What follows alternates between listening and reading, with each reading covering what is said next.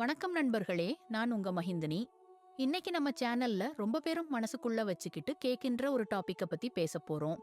The big question, does size really matter? சமீபத்துல ஒருத்தர் எனக்கு மெசேஜ் பண்ணியிருந்தாரு. அவர் கொஞ்சம் குண்டா இருக்கிறதால அவருடைய ஆணுறுப்பு நீளம் 14 செமி வந்தாலும் தடிமன் குறைவா இருக்குது. இதனால தாம்பத்திய வாழ்க்கை பாதிக்குமான்னு கேட்டார். இதை போலத்தான் ரொம்ப பேருக்கு டவுட் வரும்.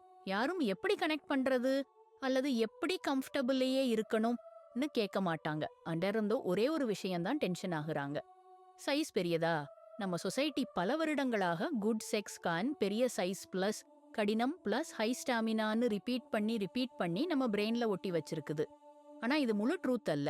பெண்களின் பிளஷர் ரொம்ப காம்ப்ளெக்ஸ். ஒவ்வொரு பொண்ணுக்கும் வேற. ஒருத்தருக்கு ஒர்க் ஆகிற விஷயம் இன்னொருத்தருக்கு ஜீரோ ஃபீலிங் ஆகலாம். இன்னைக்கு எக்ஸைட் ஆவாங்க, நாளைக்கு அதே விஷயம் ஒர்க் ஆகாமல் இருக்கலாம். ஸோ இது அப்சல்யூட்லி நார்மல். ஆனா பெண்களுக்கு அவர்களின் பிளஷரை எக்ஸ்ப்ளோர் பண்ண சொல்லாம இப்படித்தான் ரெஸ்பாண்ட் பண்ணணும், இப்படிதான் என்ஜாய் பண்ணணும் அனது சொசைட்டி ரூல்ஸ் போட்டு வச்சிருக்கு.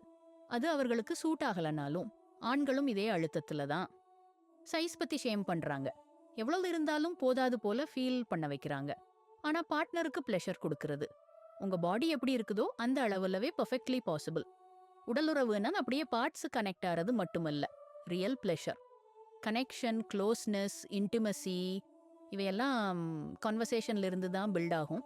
அதனால சைஸ் பத்தி கவலை வேண்டாம். ஸோ அது உண்மையிலேயே தேவையில்லை. உங்க தாம்பத்திய வாழ்க்கை இன்னும் இனிக்காமல் நிறைய புரிஞ்சு கொள்ள வேண்டிய விஷயங்கள் இருக்கு. அதுக்காக நம்ம மஹிந்தினி சேனல் தான் இருக்கணும். சப்ஸ்கிரைப் பண்ணுங்க. அடுத்த வீடியோஸ்ல சந்திப்போம். நன்றி.